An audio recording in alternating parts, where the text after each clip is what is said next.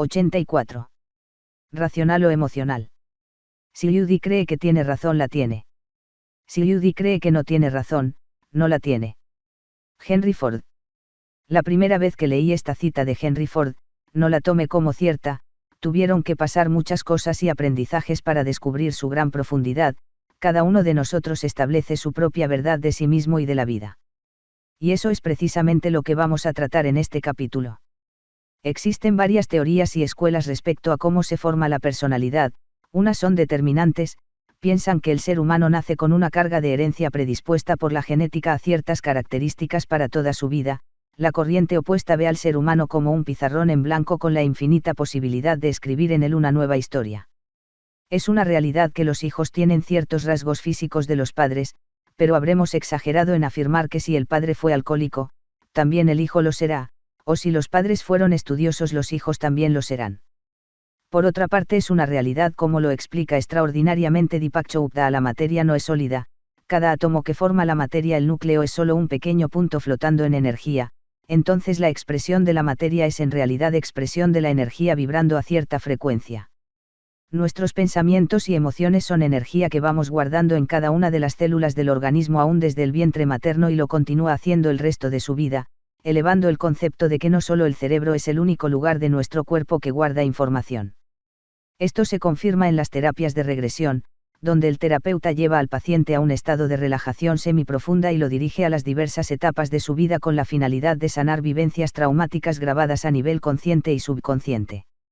En el caso de pacientes que fueron concebidos sin planearlos, resultado de un embarazo accidental, y peor aún que se intentó abortarlos, expresan ese sentimiento de rechazo durante toda su vida, y en la terapia, cuando comienza la exploración, haciéndolos sentir las grabaciones de lo vivido dentro del vientre materno, diciendo que no quieren nacer porque no los quieren, recuerdan que quisieron matarlos. Sí, es una realidad que existen leyes de la genética, pero los estudios Gassitoult demuestran cómo la formación de la personalidad está generada por la influencia del entorno en el que se desarrolle, la familia, el lugar donde vive, la escuela, la iglesia, los amigos y las comunicaciones, televisión, lectura, música e Internet. Esto genera nuestra propia verdad, el autoconcepto y nuestra filosofía de la vida, generando como resultado los pensamientos, creencias y emociones con los que navegamos en la vida.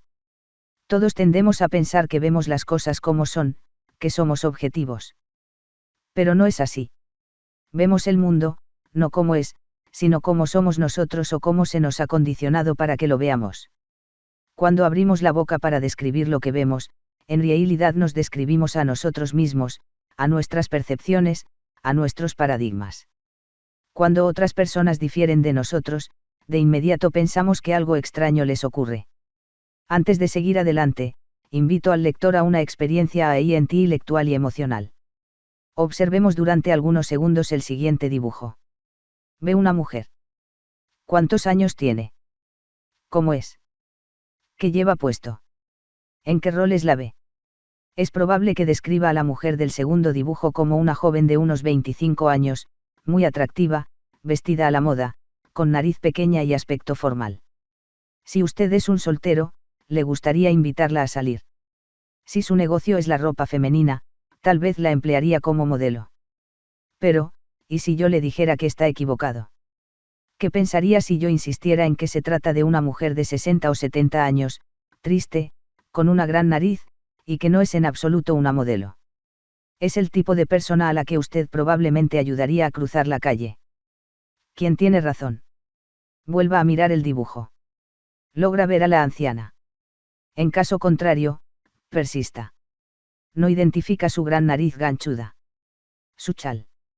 Si usted y yo estuviéramos hablando frente a frente, podríamos discutir el dibujo.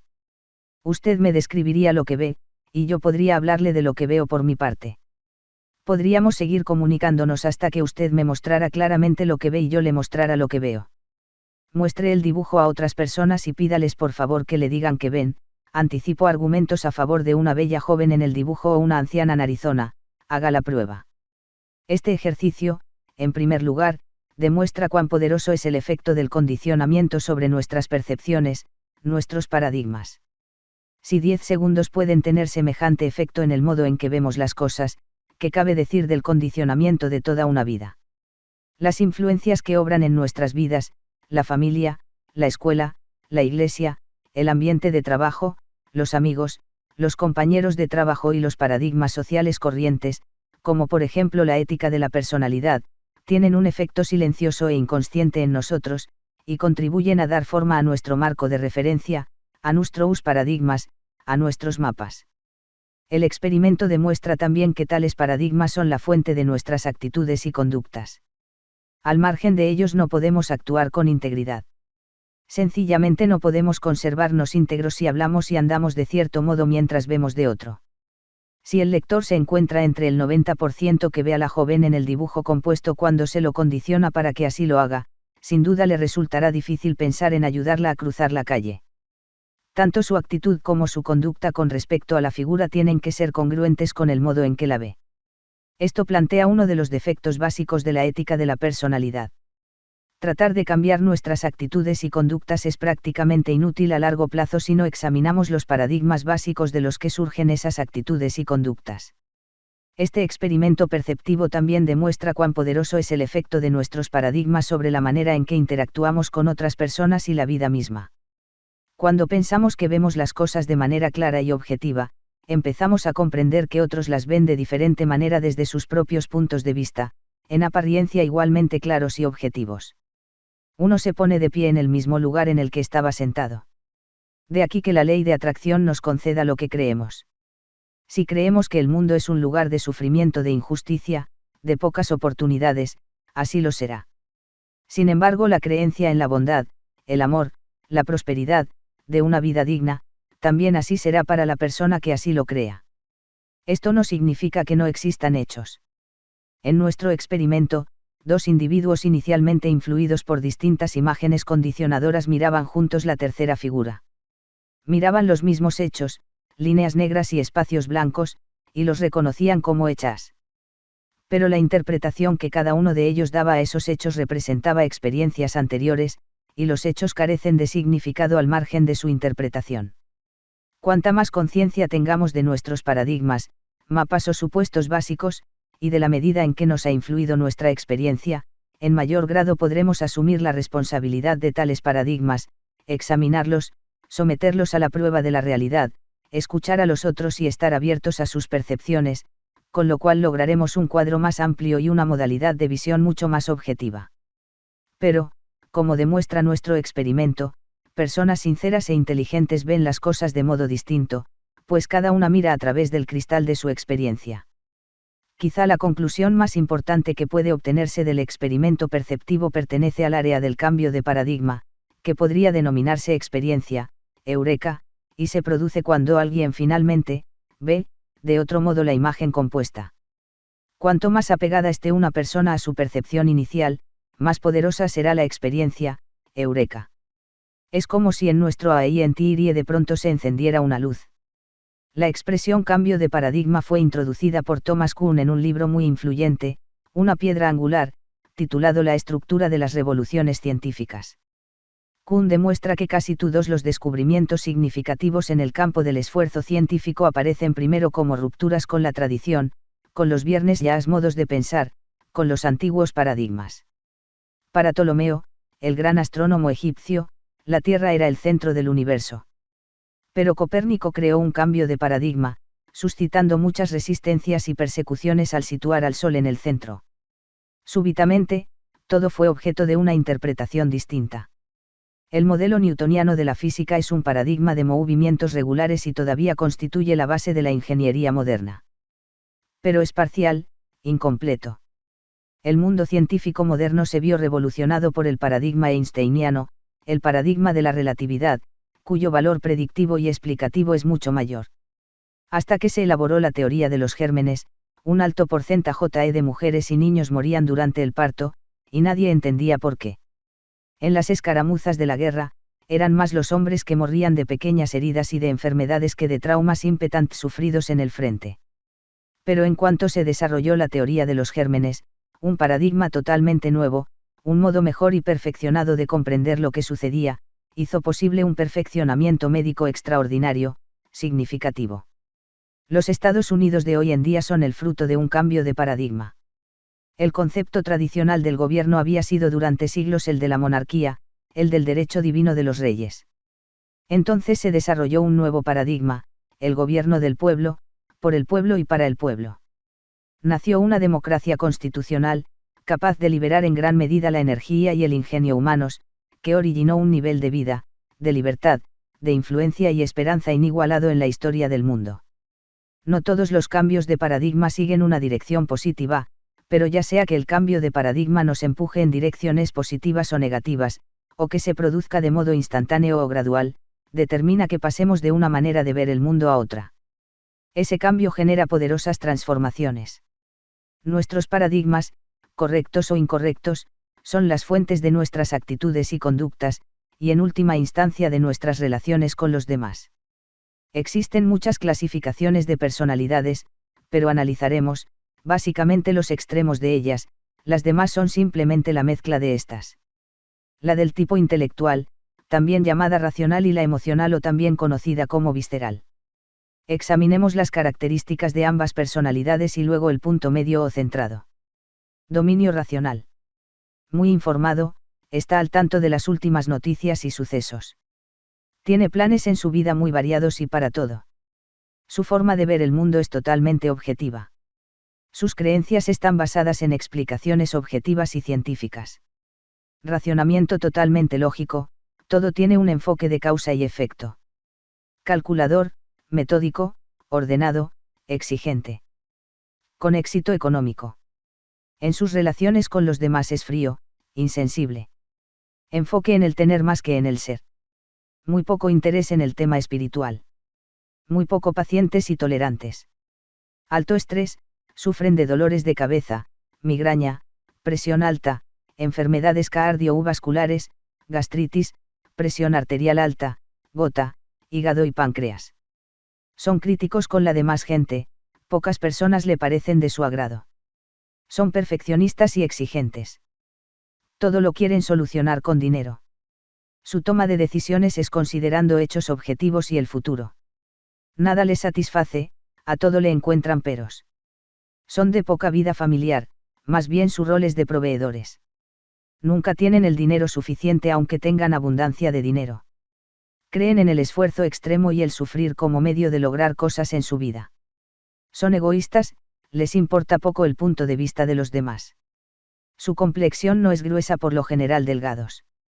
Su postura es erguida, son de rápido andar. La ayuda que ofrecen a los demás está basada más en el reconocimiento que le puede traer, o en el compromiso que genera la ayuda, que en el valor del dar. También llegan a hacerlo pero por lástima. El dominio racional positivo se muestra como un catedrático, un investigador, o científico. El dominio racional manejado negativo, son tiranos, prepotentes, directores de empresa o dueños de su propio negocio, muy poco querido y muy temido. Son personas con un gasto de energía tremenda, comen y duermen poco, trabajan mucho, lo cual lo convierte en un proceso autodestructivo.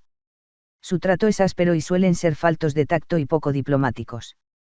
Dominio emocional. Las decisiones son tomadas por emoción. Buscan ayudar a los demás. Evaden la introspección, no les gustan las preguntas o cuestionamientos hacia ello. Son personas dependientes en todo sentido. No toman decisiones por sí mismos e influye mucho las situaciones pasadas. Tienden a vivir en la vida ciclos periódicos de depresiones y crisis. No encuentran sentido de la vida. Viven carencias afectivas, económicas y de realización. No tienen planes de vida definidos. Esperan que su vida cambie con el tiempo, ayuda divina o ganarse la lotería. Viven soledad. Les gusta sentirse víctimas y por lo tanto buscan sufrimiento, porque en el fondo es una manera de atraer caricias emocionales y atención. Tienden a ser manipuladores ocultos, ya que no es evidente su acción manipuladora. Buscan reconocimiento por compasión. Pobre iniciativa, no hay un autoconcepto de valor ni reconocimiento de sus propias capacidades. Actúan por crisis, no por planeación. Tienen una desconexión con el mundo real. Se resignan de la vida que Dios quiso que vivieran. Tienen la necesidad de ser aceptados y hacen lo que sea por lograrlo. Tienen baja autoestima. Por su personalidad encuentran personas y situaciones que los explotan. Su postura por lo general tiene algo de encorvada, caminan con paso lento y con la edad arrastran los pies. Son más propensos a sufrir accidentes. Las enfermedades más frecuentes que tienden a padecer son diabetes, riñones, tumores, problemas en la columna, ciática, problemas de la vista, artritis y cáncer principalmente. Por lo regular tienen sobrepeso y una vida sedentaria. Viven al día, no tienen proyectos ni plan de vida. Son inseguros y celosos, por lo tanto manipuladores, chantajistas y les gusta dominar, pero se hacen los débiles. Guardan coraje hacia eventos y personas del pasado. Tienen temor a dejar ir. Por lo tanto no son generadores de cambios. No son empáticos y no tienen capacidad de escuchar a los demás. Se sienten muy sensibles y amorosos, sin embargo no tienen relaciones fuertes familiares o de amistad a largo plazo. Son intrigosos, siempre están involucrados con relaciones conflictivas. Su tema favorito es cuánto sufren. Son soñadores pero nada realizadores. No corren riesgos y son altamente dependientes. Dominio personal manejado positivo son religiosos, humanistas. Dominio personal manejado negativo son trabajos de poca importancia independiente de su preparación o grado de inteligencia. Dominio de equilibrio. Son personas analíticas, sensibles y juiciosas. Su pasado no determina lo que pueden ser en el futuro. Equilibrio entre el ser y hacer. Tienen alta espiritualidad. Disfrutan y viven el aquí y el ahora. Mucha visión integral del futuro, física, emocional, material y espiritual. Tienen muy buena salud, es muy raro que se enfermen. Son personas de decisión y acción. Tienen el control de sus emociones y no las emociones de ellos. Tienen lazos profundos afectivos familiares y de amistad a largo plazo. Son muy queridos y apreciados. Viven la abundancia y la prosperidad. Son bondadosos, humanos y generosos. Tienen éxito en todo lo que emprenden y si fracasan lo toman como la experiencia necesaria para lograr el éxito. Su actitud ante la vida es de optimismo e influencia en su medio. Participan en clubes, asociaciones o grupos de diversa índole. Son optimistas, siempre tienen otra opción. Saben lo que valen y no requieren andar exhibiéndolo. Son sensibles pero no pierden el foco de la objetividad. ¿Con cuál se identifica más? Es cierto, no existen personas que encajen perfectamente en los tres tipos planteados, pero haga la prueba, imprima el texto y haga una marca con los que se sienta que lo describen, cuéntelos y vea qué tipo de personalidad es la que más predomina en usted. Este capítulo es muy importante, por varias razones. 1. Porque ejercita la introspección de cómo somos nosotros, evidencia el lente con que vemos la vida. 2. Plantea la manera básica características visibles de nuestra personalidad y las que observamos de otras personas. 3. Nos lleva a hacer conciencia que así como se formaron, ahora podemos en un acto de decisión trabajar para modificarlas, lo cual no es sencillo pero no imposible. Se parte del punto de conciencia y decisión de querer en realidad hacer un cambio. Estoy seguro que en 84 capítulos del taller de autoestima hasta ahora, haya suficiente material para apoyar esta decisión. 4. El universo no nos da lo que pensamos merecer, sino lo que sentimos merecer. Siempre he pensado que conocer a otras personas es una riqueza indescriptible de un libro de vida que se abre ante mí. En la observación y análisis llego a las siguientes conclusiones de este tema. Las emociones mandan. No te digo que dejes de ser un ser racional o pensante, no para nada, sino que trabajen en conjunto tus pensamientos con una emoción correspondiente al pensamiento para activar la conexión vibracional al universo. Pienses lo que pienses, la ley de atracción funciona por nivel vibracional y tus emociones son la conexión al universo. Puedes pensar que necesitas y te gustaría un coche nuevo, sin embargo hay una emoción interna que te dice, no, es mucho para ti. Entonces nunca lo vas a tener porque la frecuencia de tu deseo y emoción son diferentes.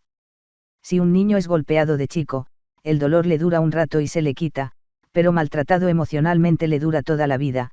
Argumentos comparativos, de ineptitud, de negación, son las marcas más terribles que una persona puede recibir. Y con ellas forma su propio autoconcepto. Otra forma de cambio para bien recomendada por grandes maestros como Choupda, Asio, y otros es a través de la meditación, en cualquiera de sus formas y corrientes. Ser conscientes de nuestra forma de ver la vida es una gran oportunidad para vivir con pasión.